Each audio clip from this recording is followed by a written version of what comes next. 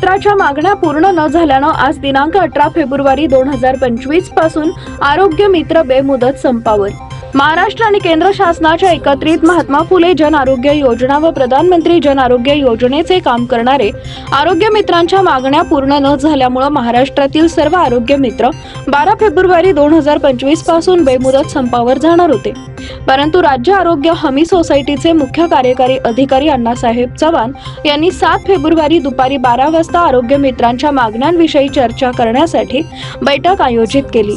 या बैठकीत राज्य आरोग्य हमी सोसायटीचे CEO Annasaheb Chavan, deputy CEO Vinod Bondre साहेब तसेच सहाय्यक संस्थेचे पदाधिकारी आणि महाराष्ट्र आरोग्य मित्र कर्मचारी संघटनेचे अध्यक्ष डॉक्टर DL कराड, उपाध्यक्ष LR Rao, comrade Rahul Gaikwad, comrade Ganesh Shinde, comrade Kiran Dhamdhere, comrade Vaishali Sakhare, comrade Sandeep Phanse उपस्थित होते।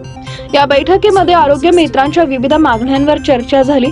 यामध्ये किमान वेतन, वार्षिक वेतनवाढ, आरोग्य मित्रांच्या रजासह इतर मागण्यांची सविस्तर सकारात्मक चर्चा झाली। सहाय्यक संस्थेचे पदाधिकारी यांनी आरोग्य मित्र मागण्यांसंदर्भात 10 दिवसांची मुदत मागितली व राज्य आरोग्य हमी सोसायटीचे मुख्य कार्यकारी अधिकारी अण्णासाहेब चव्हाण यांनी सहमती दर्शवली।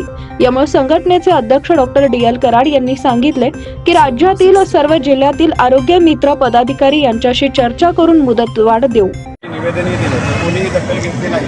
आम्ही 2012 पासून सर्व आरोग्य मित्र कार्यरत असून ही कुठल्याही प्रकारची वेतनवाढ अद्याप नाही। जर झाली तर खूप आहे, एवढ्या याच्यामध्ये 11 ते 12 हजारामध्ये आमची गरज चालत नाही। आम्ही पूर्ण महाराष्ट्रभर प्रत्येक जिल्हा कार्यालय किंवा ज्या ठिकाणी नियोजित आहे त्या ठिकाणी आम्ही संपर्क करत आहे। आमची एकच मागणी आहे की किमान वेतन झाले पाहिजे, शासनाने आमच्याकडे लक्ष दिलं पाहिजे आणि कोरोनासारख्या महामारीमध्ये सुद्धा आम्ही आमच्या जीवाची पर्वा, कुटुंबाची पर्वा न करता आम्ही सेवा दिली आहे। कोविडच्या काळामध्ये आम्हाला कुठल्याही प्रकारचा मोबदला किंवा भत्ता दिलेला नाही आहे। आमची एक मागणी आहे जे काय असेल आणि शासनाने विचार करून आमच्या शासनामध्ये समायोजन पण करावं, ही खूप महत्त्वाची मागणी आहे। शासनाने लक्ष द्यावं आणि जो काय आमचा संप जो आहे त्याच्यावरती काहीतरी तोडगा काढावा ही शासनालाही विनंती आहे।